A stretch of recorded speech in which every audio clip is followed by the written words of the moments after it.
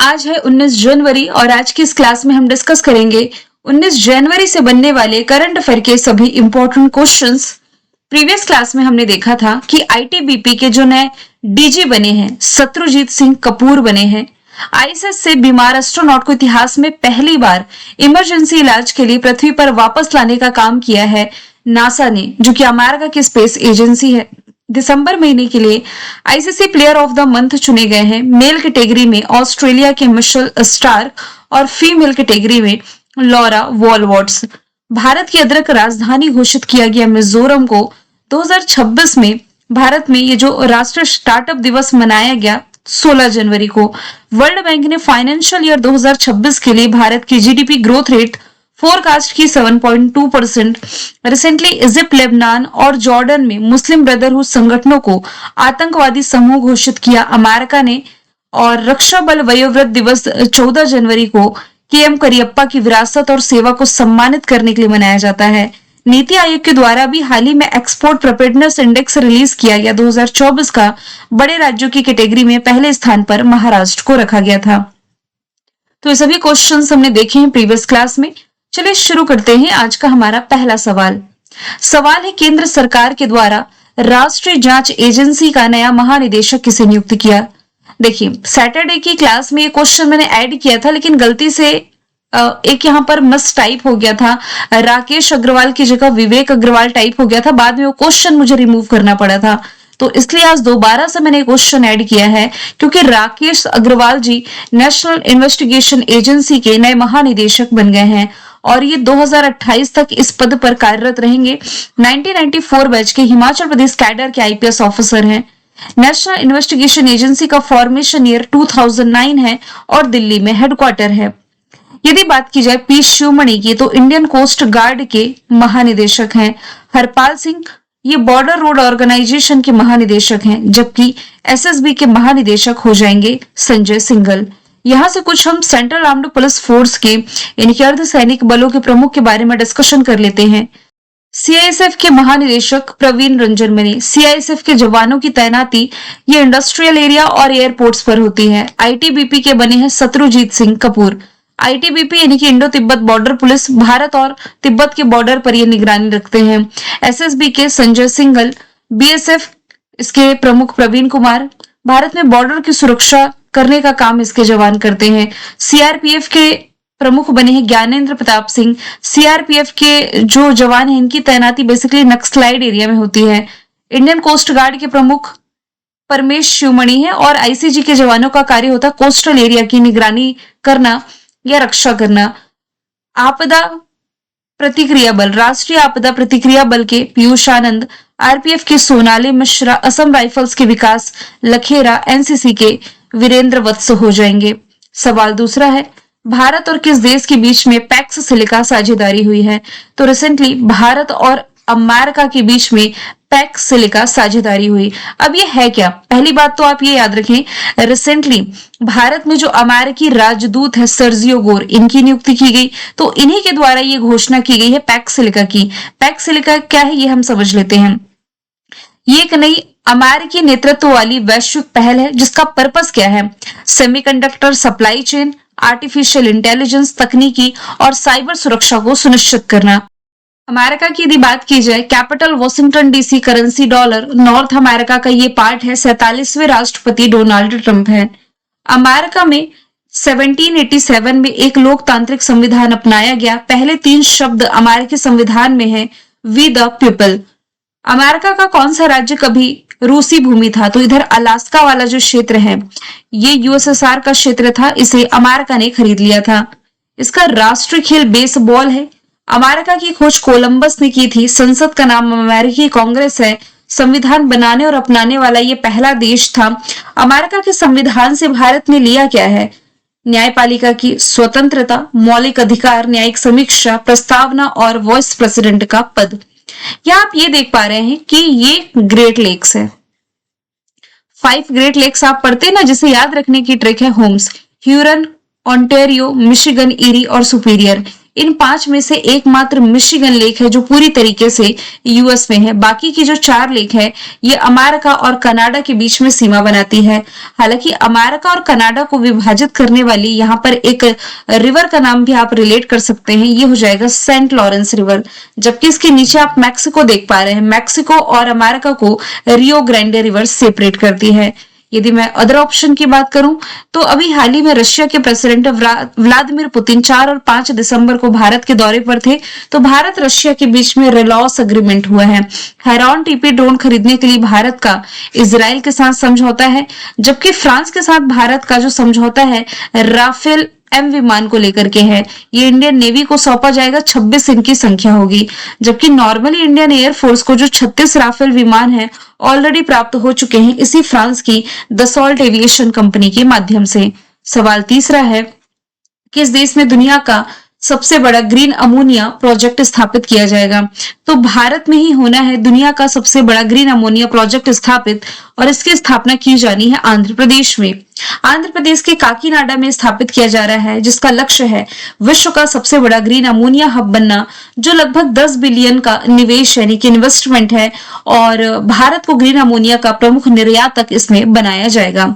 यदि बात की जाए आंध्र प्रदेश की, जहां पर यह स्थापित होना है, तो जो कंपनी इसका डेवलपमेंट करेगी ये ग्रीन को समूह की कंपनी है एएम ग्रीन। इन्वेस्टमेंट लगभग 13,000 करोड़ रुपए किया जाएगा। इसकी कैपेसिटी की यदि बात की जाए तो सालाना 1.5 मिलियन टन ग्रीन अमोनिया उत्पादन का लक्ष्य रखा गया है। पर्पस है भारत को ग्रीन अमोनिया के वैश्विक निर्यातक यानी कि एक्सपोर्टर के रूप में स्थापित करना और जलवायु लक्ष्यों को पूरा करना। आंध्र प्रदेश की राजधानी अमरावती, मुख्यमंत्री चंद्रबाबू नायडू, राज्यपाल अब्दुल नजीर हैं। यहाँ अभी हाल ही में अनंतपुर में पाने जाने वाली जो अनार की किस्म है, अनंतपुर अनार जिसे आप कह सकते हैं, इसे जीआई टैग मिला। तिरुमला आंध्र प्रदेश में भारत का पहला एआई आधारित integrated command and control centre स्थापित किया गया। दूसरा बिम्स्टेक बंदरगाह सम्मेलन का उद्घाटन विशाखापट्टनम में हुआ, और देश के पहले ग्रीन हाइड्रोजन हब की भी आधारशिला विशाखापट्टनम के पास पुदीमडाका में रखी गई है। सवाल चौथा है, रातापानी टाइगर रिजर्व, जिसका नाम बदल करके अभी हाल ही में doctor Vishnu Shridhar Wakadkar tiger reserve करने की घोषणा की गई, जो कि किस राज्य में पूछा जा रहा है, तो इसकी लोकेशन मध्य प्रदेश में हो जाएगी। ये मध्य प्रदेश का ये 8वें नंबर का टाइगर रिजर्व है, रातापानी टाइगर रिजर्व।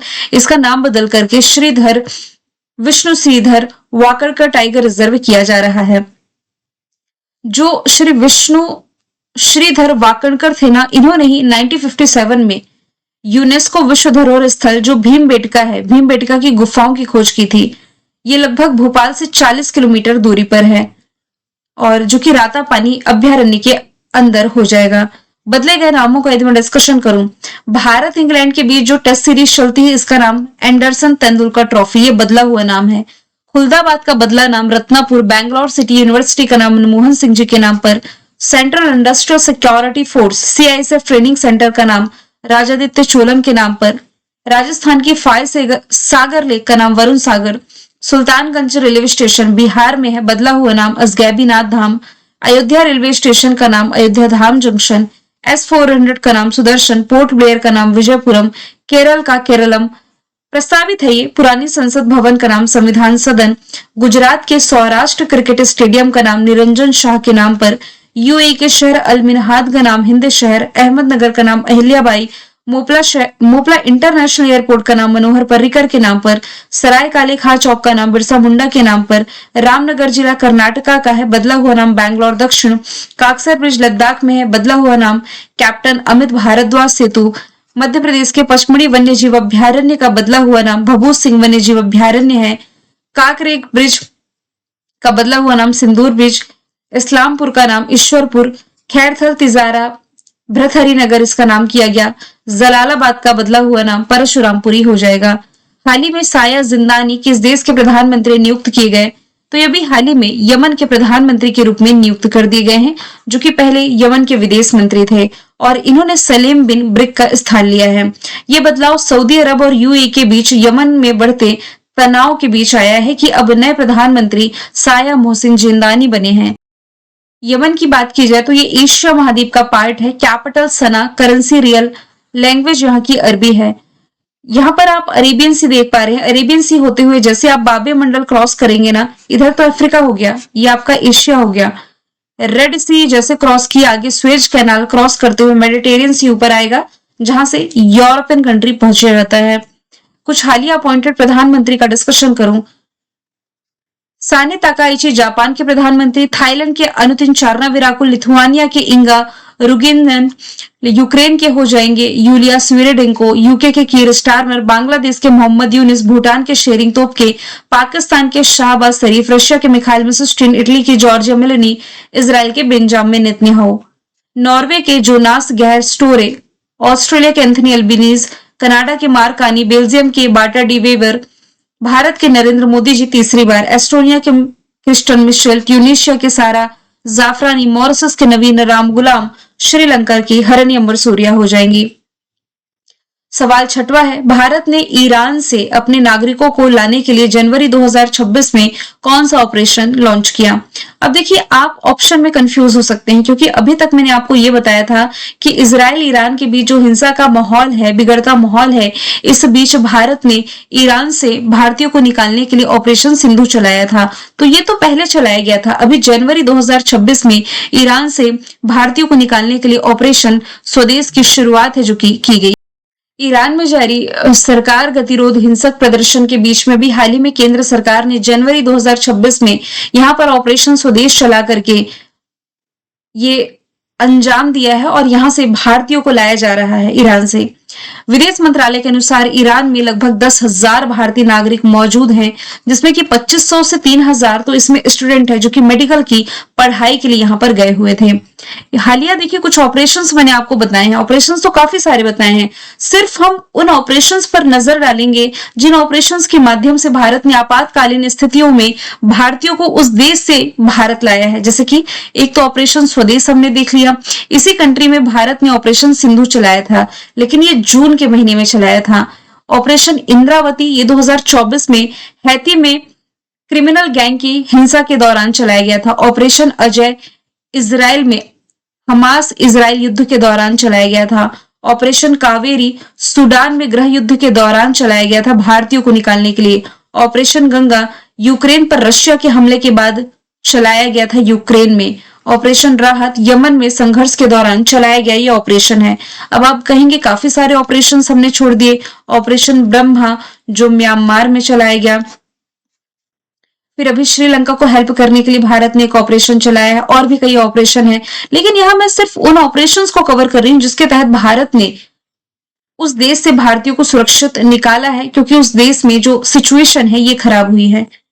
सवाल सातवां है, ईरान और अमेरिका के बीच बढ़ते तनाव के बीच जनवरी 2026 में भारत किस पोर्ट के संचालन से अस्थायी रूप से अलग हो गया है? दिए गए ऑप्शन में आपका चाबहार पोर्ट राइट आंसर हो जाता है। सबसे पहले चाबहार पोर्ट की लोकेशन आप देख लीजिए। जैसे कि इंडिया के मैप में ये कांडला पोर्ट देख पा रहे हैं, ये गुजरात में है। रेड क्लिफ लाइन के माध्यम से यहाँ पाकिस्तान सेपरेट हो गया।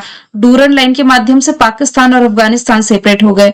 और यहाँ पर आप ईरान की लोकेशन देख सकते हैं। ईरान में यहाँ पर जो आप देख रहे हैं ये है चाबहार पोर्ट, इसके जस्ट बगल में ग्वादर पोर्ट है। ग्वादर पोर्ट पाकिस्तान का है और चाबहार पोर्ट ये हो जाएगा ईरान का।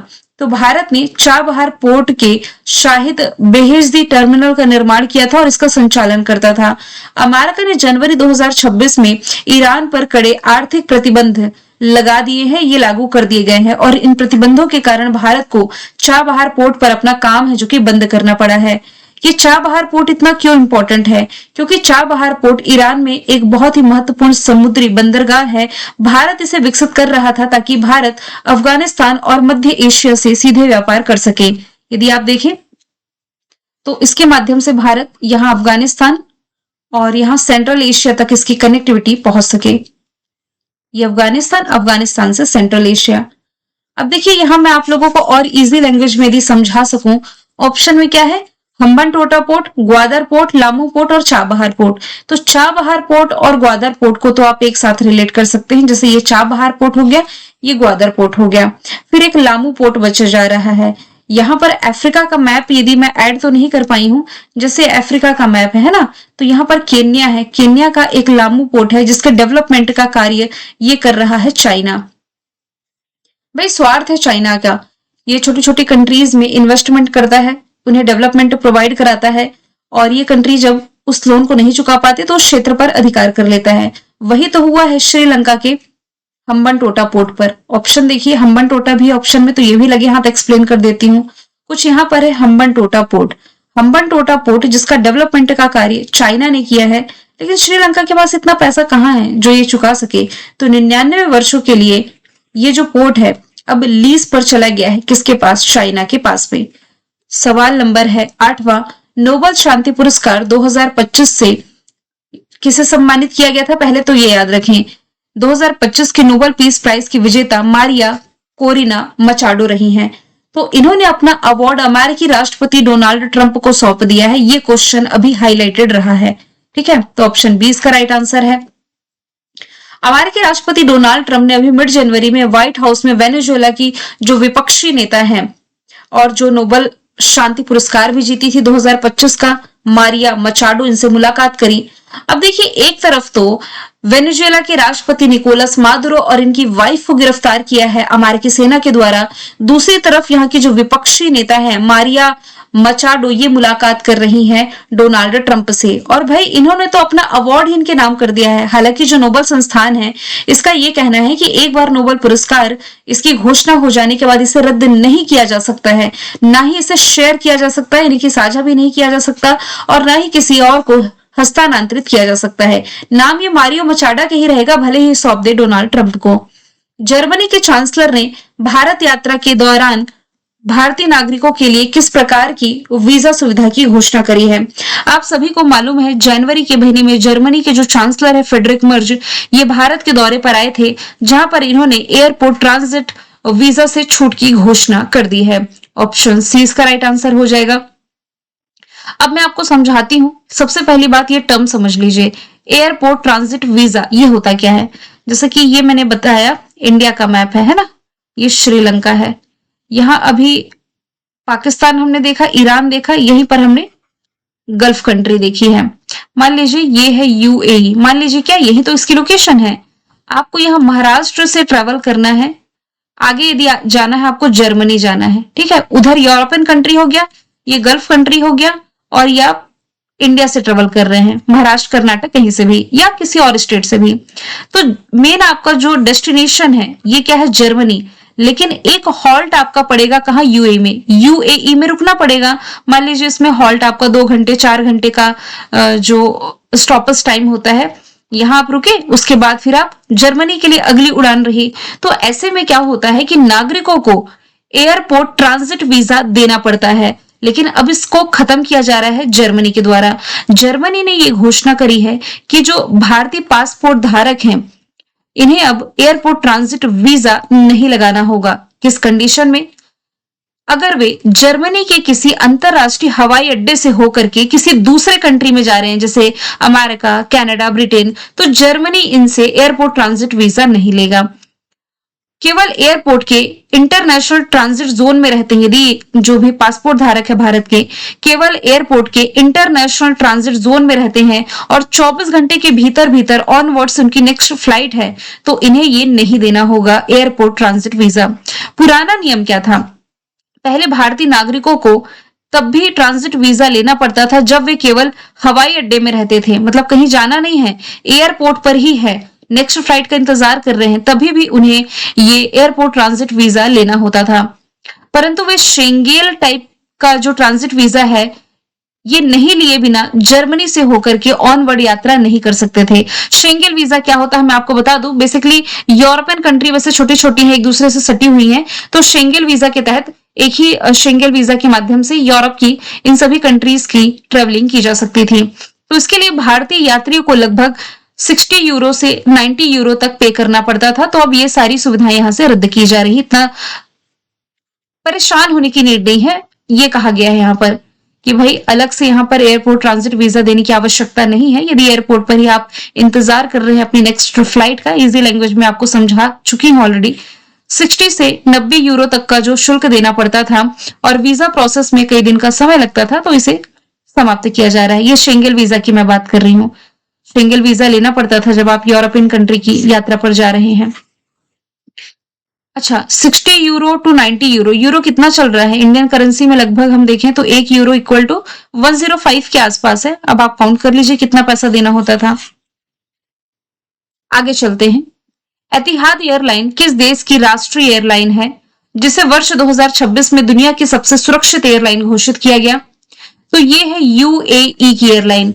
अबू धाबी स्थित एतिहाद एयरवेज को एयरलाइन रेटिंग .com द्वारा 2026 के लिए दुनिया की सबसे सुरक्षित एयरलाइन घोषित किया गया। ऐसा पहली बार है कि जब किसी गल्फ कंट्री यानी कि खाड़ी देश की एयरलाइन को इस वार्षिक सुरक्षा रैंकिंग में शीर्ष स्थान पर रखा गया हो। पुणे ग्रैंड टूर 2026 के लिए जो गुडविल एम्बेसडर नियुक्त किए गए हैं, महेंद्र सिंह धोनी नियुक्त किए गए हैं। हालांकि एसबीआई के भी ब्रांड एम्बेसडर हो जाएंगे। कुछ अदर ऑप्शंस की बारे में यदि मैं बात करूं, वैसे यहाँ पर ब्रांड एम्बेसडर की स्लाइड पूरी मैंने ऐड करी है। अब 2026 लग चुका है, आधा जनवरी खत्म हो गया, आधे से ज्यादा। जो इंपॉर्टेंट हमने पढ़े हैं ब्रांड एम्बेसडर्स में 2025 में, इनका रिविजन करें यदि हम। पंजाब नेशनल बैंक ने अपनी पहली महिला ब्रांड एम्बेसडर हरमनप्रीत कौर को बनाया। शेफाली वर्मा को हरियाणा राज्य महिला आयोग का एम्बेसडर बनाया गया। लेवाइस की आलिया भट्ट, ओडिया हैंडलूम की माधुरी दीक्षित, जोमेटो के शाहरुख खान, ऑस्ट्रेलियाई टूरिज्म की सारा तेंदुलकर, कैटरीना कैफ मालदीव टूरिज्म की, हिना खान कोरिया टूरिज्म की। फिर भारत में मोटोजीपी के ब्रांड एम्बेसडर शिखर धवन है। गुआई बीबो के ऋषभ पंत। शनेल की पहली भारतीय एम्बेसडर अनन्या पांडे बनाई गई थी। अगला सवाल है, सुजॉय पॉल को हाल ही में किस हाई कोर्ट का मुख्य न्यायाधीश नियुक्त किया गया? तो हाल ही में ये कोलकाता हाई कोर्ट के मुख्य न्यायाधीश बन गए हैं। ऑप्शन 20 का राइट आंसर हो जाएगा। अभी हमने देखा था कि मेघालय हाई कोर्ट की जो पहली महिला मुख्य न्यायाधीश है, रेवती मोहिते डेरे बनी। झारखंड हाई कोर्ट के महेश शरद चंद्र, पटना हाईकोर्ट के संगम कुमार साहू, सिक्किम हाईकोर्ट के मोहम्मद मुस्तक और केरला हाईकोर्ट के मुख्य न्यायाधीश सोमन सेन बनाए गए थे। मैंने कल आपसे पूछा था यूआईडीएआई द्वारा लॉन्च किए गए शुभंकर का नाम, जो कि था उदय। आज का सवाल है, केईपन्यूर भारत का पहला बायो हैप्पी जिला बनाया जा रहा है, किस राज्य का है ये? आंसर आप कमेंट बॉक्स में बताएं। मिलेंगे नेक्स्ट वीडियो में। Thank you so much.